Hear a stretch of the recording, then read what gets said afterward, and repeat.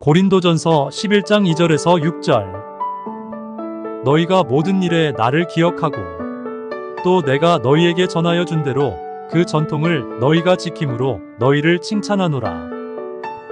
그러나 나는 너희가 알기를 원하노니 각 남자의 머리는 그리스도요 여자의 머리는 남자요 그리스도의 머리는 하나님이시라.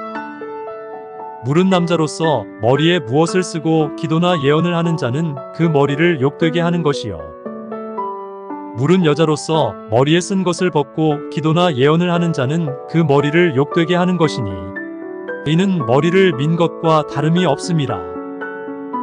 만일 여자가 머리를 가리지 않거든 깎을 것이요 만일 깎거나 미는 것이 여자에게 부끄러움이 되거든 가릴지니라. 남자는 하나님의 형상과 영광이니 그 머리를 마땅히 가리지 않거니와 여자는 남자의 영광이니라. 남자가 여자에게서 난 것이 아니요 여자가 남자에게서 났으며 또 남자가 여자를 위하여 지음을 받지 아니하고 여자가 남자를 위하여 지음을 받은 것이니 그러므로 여자는 천사들로 말미암아 권세 아래에 있는 표를 그 머리 위에 둘지니라. 그러나 주 안에는 남자 없이 여자만 있지 않고 여자 없이 남자만 있지 아니하니라. 이는 여자가 남자에게서 난 것 같이 남자도 여자로 말미암아 났음이라. 그리고 모든 것은 하나님에게서 났느니라. 너희는 스스로 판단하라. 여자가 머리를 가리지 않고 하나님께 기도하는 것이 마땅하냐. 만일 남자에게 긴 머리가 있으면 자기에게 부끄러움이 되는 것을 본성이 너희에게 가르치지 아니하느냐. 만일 여자가 긴 머리가 있으면 자기에게 영광이 되나니 긴 머리는 가리는 것을 대신하여 주셨기 때문이니라. 논쟁하려는 생각을 가진 자가 있을지라도 우리에게나 하나님의 모든 교회에는 이런 관례가 없느니라. 고린도전서 11장은 고린도 교회의 두 가지 문제를 언급을 합니다. 하나는 2절에서 16절까지의 말씀입니다. 여인들에 관련된 말씀이기도 하지만 확장을 하면 교회 공동체에 관련된 말씀입니다. 여성들이 예배에 참석을 해서 머리에 두건을 벗고 기도하고 예언하는 것에 대한 문제.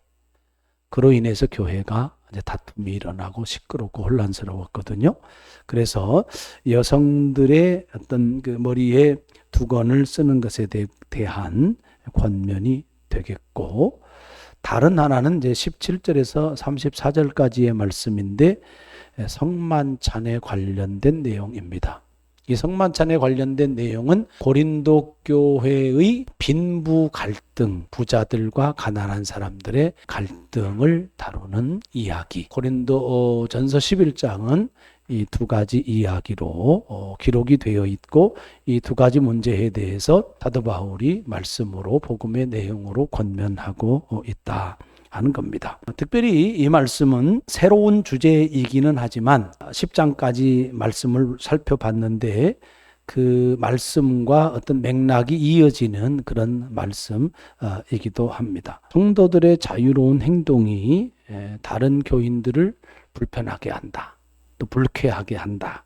그러면 교회에 다툼이 생기는 것이고 결국은 교회가 분열이 되어진다. 그런 맥락에서 당시의 문화적인 습관이나 전통, 관습 이러한 것들은 존중되어져야 된다는 그런 말씀을 이제 사도 바울이 하고 있는 겁니다. 사도 바울이 고린도 교회에게 강조하는 것은 뭐냐면 교회 공동체에서 덕이 있어야 되고 질서가 있어야 되고 그리스도의 사랑이 나타나야 된다 하는 겁니다. 그래서 교회의 유익, 다른 사람의 유익을 위해서 개인의 자유가 절제돼야 된다라고 하는 것을 말씀을 하고 있는 겁니다. 사실 두건을 쓰느냐 안 쓰느냐는 개인의 문제죠. 물론 사회적인 관습이 있지만 그 두건을 쓰느냐 안 쓰느냐가 복음을 훼손하고 훼손하지 않고 이것을 결정하지는 않는 거거든요. 그냥 그 사회의 문화적인 습관, 관습입니다. 그러나 그러한 관습이 무너졌을 때, 교회 공동체 안에서 무너졌을 때에 교회 공동체 안에서 그것 때문에 뭐가 일어나요? 갈등이 일어나고 다툼이 일어난다. 그러면 어떻게 하라는 이야기예요? 그 습관이나 전통들을 존중해라. 그런 어찌 결론적으로 그런 말씀입니다. 2절 말씀을 한번 주목을 해보면 사도 바울이 칭찬하는 것을 두 가지를 언급을 해요. 너희가 모든 일에 나를 기억하고 또 내가 너희에게 전하여 준 대로 그 전통을 너희가 지킴으로 너희를 칭찬한다. 이렇게 얘기합니다. 칭찬을 하고 있다. 사도 바울이 교회를 칭찬하고 있다. 그 부분이 하나 있고요. 17절 보면 내가 명하는 이 일에 너희를 칭찬하지 아니한다. 이렇게 됩니다. 칭찬하는 내용도 있고 칭찬하지 않는 그런 내용도 언급을 해요. 근데 오늘은 칭찬하는 내용 두 가지. 하나는 너희가 나를 기억하고 있다는 거, 그거 칭찬을 하고 있고, 두 번째는 내가 너희에게 가르친 전통을 고린도 교회가 지키고 행하고 있다라고 하는 사실에 대해서 칭찬을 하고 있습니다.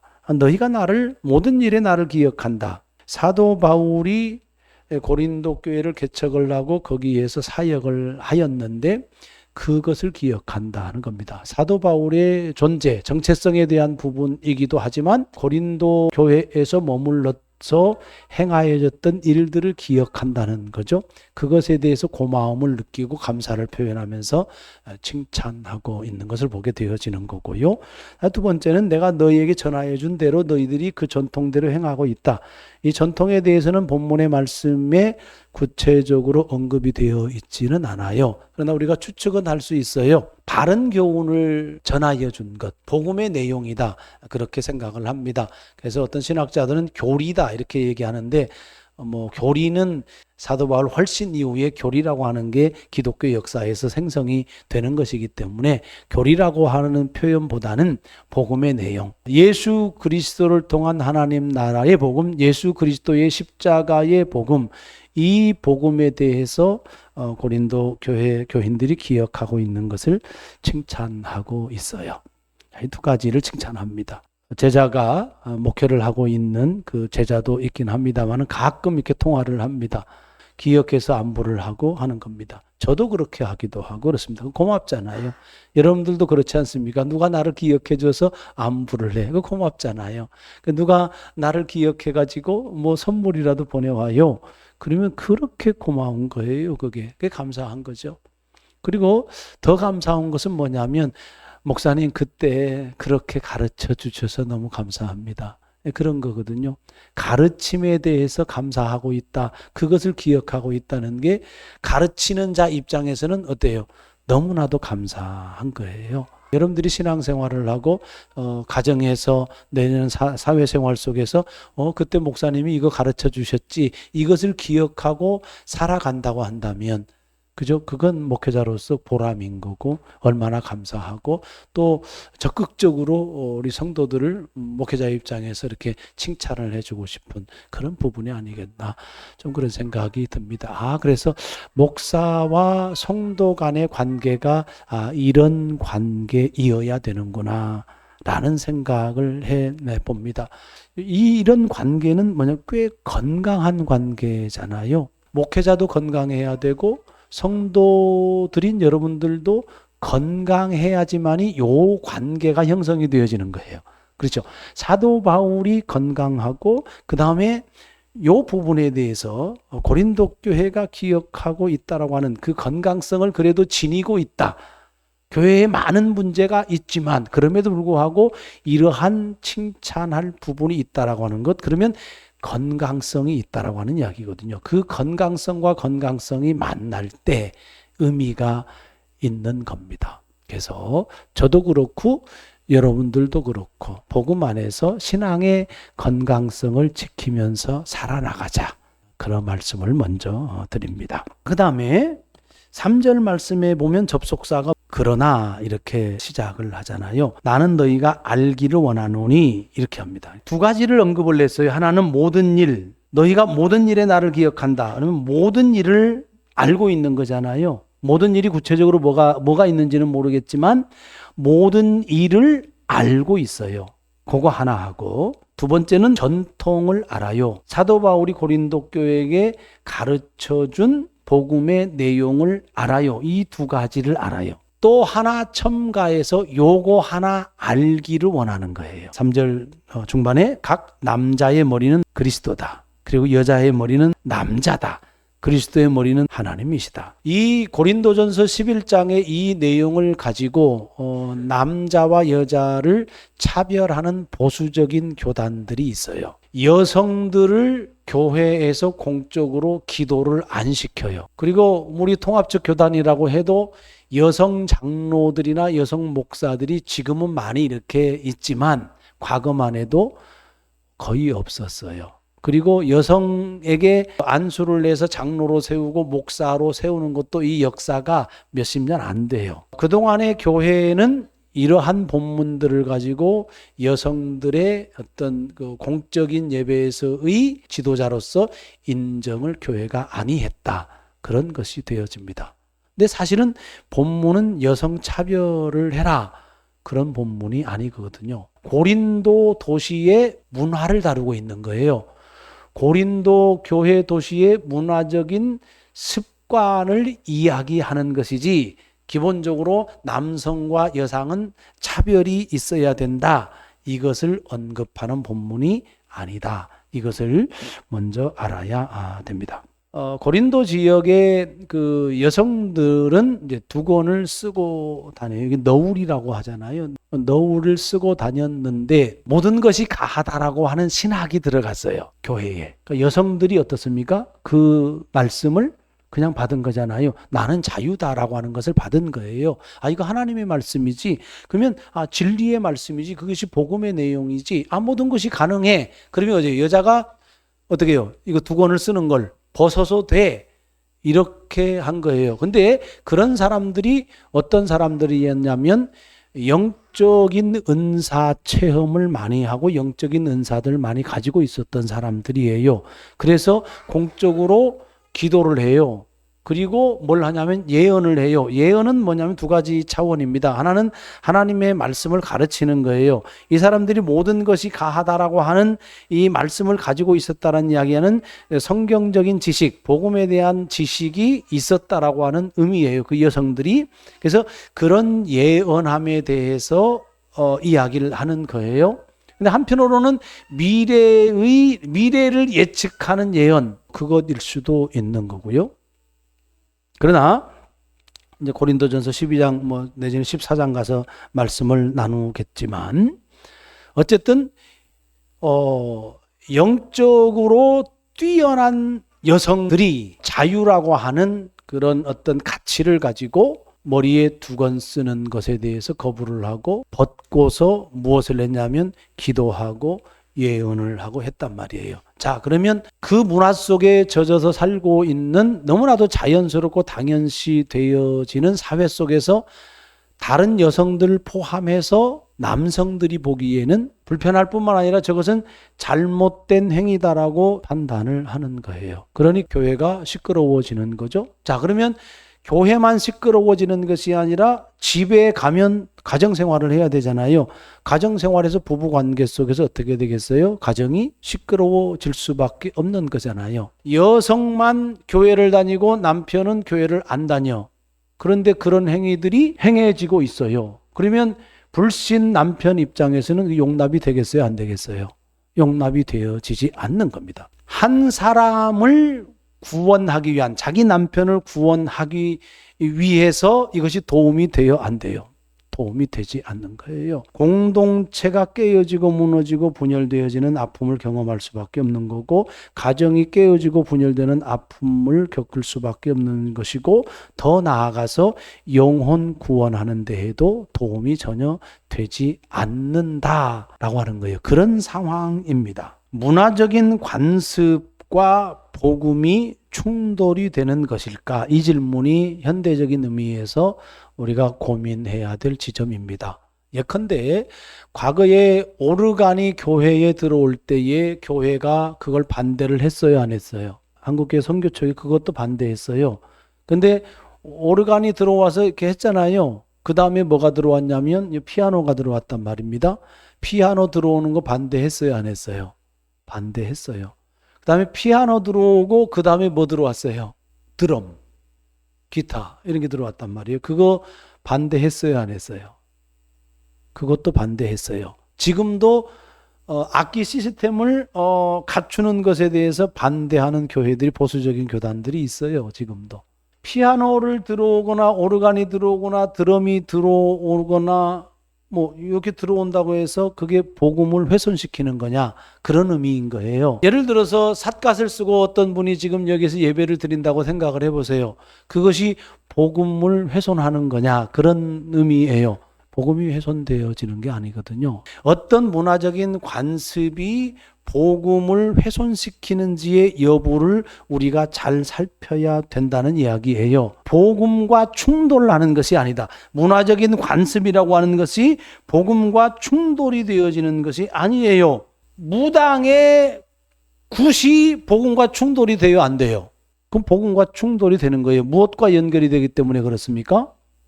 귀신하고 연결이 되기 때문에 그래요. 우리가 보름날 찰밥 해가지고 대문에다가 이렇게 떡 해놔가지고 이렇게 놓잖아요. 그거 복음과 충돌이 돼요, 안 돼요? 그건 복음과 충돌이 돼요. 왜 되냐면 귀신하고 연결이 되기 때문에 되는 거예요. 때로는 우리가 향을 피우잖아요. 그 장례식 가서 향을 피운다. 향도 피우고 성경책도 놓고 이런 데가 있거든요. 그 복음과 충돌이 돼요, 안 돼요? 향 피우는 게. 그럼 복음과 충돌이 되는 거예요. 왜 그러냐면 귀신하고 연결이 되니까 그래요. 신적인 것, 우상적인 것과 연결이 되어진다 그러면 뭐하고 충돌이 돼요?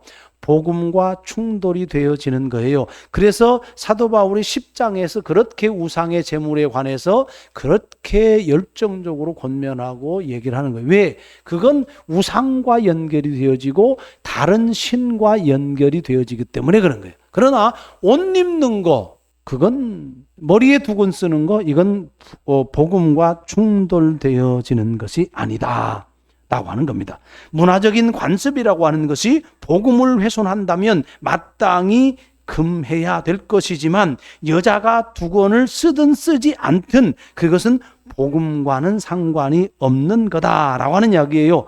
그러면 왜 사도 바울이 그 두건을 쓰라고 이야기하느냐 하는 거예요. 왜? 그것 때문에, 그 관습 때문에 교회에 다툼이 생기고 그로 말미암아 교회가 분열이 돼요. 그러면 여성들의 자유로운 행위가 교회의 질서를 혼란케 한다라고 하는 이야기예요. 교회가 분열하는 문제의 원인이 여성들의 자유로운 행위, 그것 때문이라고 한다면 그거 하지 말아라.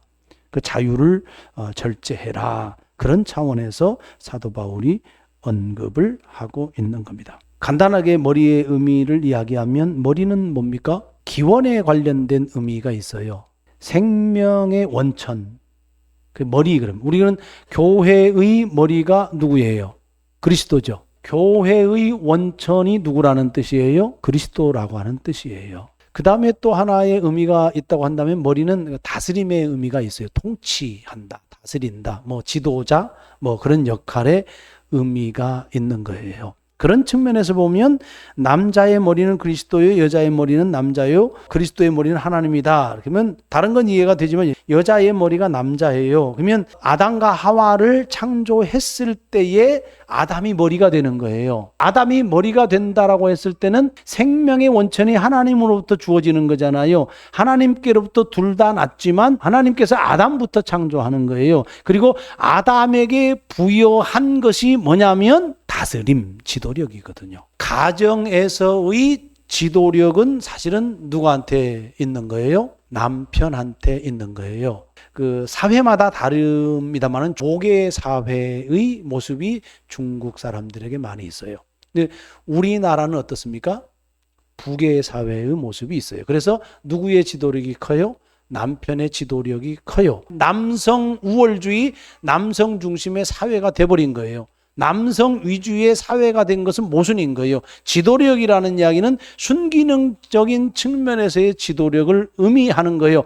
하나님께서 보시기에 좋은 세상 속에서 지도력을 그렇게 발휘해라 라고 남자인 아담에게 그렇게 말씀을 한 거란 말입니다. 그래서 머리 그러면은 지도력을 의미해야 되지 남녀 차별을 이야기하면 안 된다. 남편이 우월하다. 그거 아니에요. 그것을 의미하고 있다라고 하는 사실을 우리가 기억을 해야 되는 겁니다. 7절 말씀에 남자는 하나님의 형상과 영광이다. 남자는 하나님의 영광이다. 이것은 하나님이 남자를 영화롭게 한다, 영광스럽게 한다 그런 뜻이 아니고 남자의 역할은 뭐냐면 하나님의 영광을 드러내야 된다 그 뜻이에요. 사실은 형상이라고 하는 말의 의미 속에 그것이 담겨져 있어요. 형상은 다스림이거든요. 지도자로서의 다스림인데 잘 다스려서 하나님의 영광을 드러내야 돼요. 그것이 남자의 역할이라는 말씀인 거예요. 그 다음에 나오는 말씀이 뭐냐면 여자는 남자의 영광이다 이렇게 이야기를 하는 거예요. 여자는 누구의 영광을 드러내야 돼요? 남자의 영광을 드러내야 되는 존재다라고 하는 거예요. 역시 마찬가지로 하나님의 형상인 거죠. 그 이유들에 대해서 이제 설명을 쭉 합니다. 약간 차별이 느껴질 수 있는 부분이기도 하지만 그 차별을 이야기하지는 않아요. 왜 여자는 남자의 영광을 드러내야 되냐? 8절에 보면 남자가 여자에게서 났기 때문에 그렇다. 그 갈빗대를 취해서 이렇게 창조했다. 그런 의미잖아요. 사도 바울이 고린도 지역의 문화적인 습관을 뭐하고 연결을 시키고 있냐면 창조 신앙하고 연결을 시키고 있는 겁니다. 남자가 여자를 위하여 지음을 받지 아니하고 여자가 남자를 위하여 지음을 받았다. 돕는 배필이라고 하는 표현 쓰잖아요. 남자가 독처하는 것이 하나님 보시기에 좋지 않으니까 여자를 지은 거거든요. 그 이야기를 하고 있어요. 그러니까 원천을 이야기하는 거예요. 사실은 남자가 있었어요. 하나님 보기에 별로 안 좋아. 그러니까요. 원천인 남자에게서 이렇게 그 원천을 의미하는 거지 차별을 이야기하는 게 아니다. 라는 그런 말씀인 거예요. 그렇기 때문에 남자를 영광스럽게 해야 된다라고 그렇게 언급을 하고 있는 거예요. 11절 보면 그러나 주 안에는 남자 없이 여자만 있지 않고 여자 없이 남자만 있지 아니하니라. 이는 여자가 남자에게서 난 것 같이 남자도 여자로 말미암아 났음이라.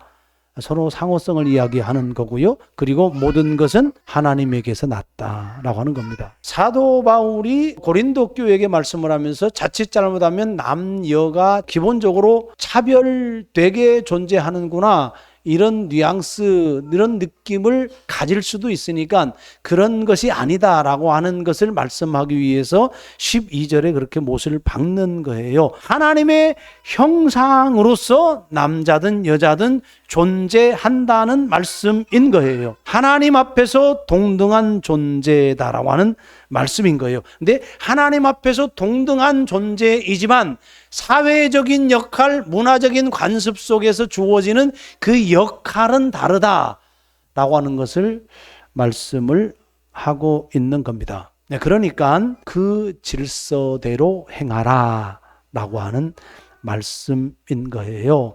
남녀가 차별이 되어서 여자가 두 권을 쓰는 것이 아니고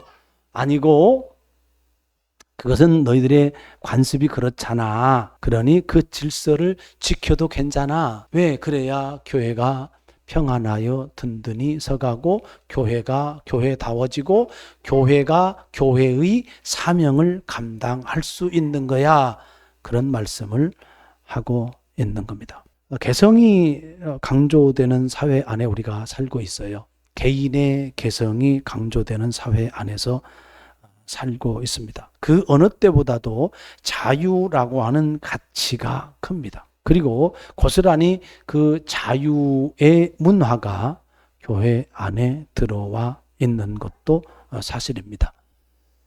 중요한 것은 내 개인의 자유함이 다른 성도를 불편하게 하고 불쾌하게 하고 그것 때문에 다툼이 일어나게 될 것 같으면 자유를 제한해라. 지난번도 말씀했지만 절제해라. 그리고 다른 사람의 유익을 구해주는 삶을 살아라 하는 겁니다. 절제함은 다른 사람을 깊이 배려하는 아름다운 사랑의 행위다.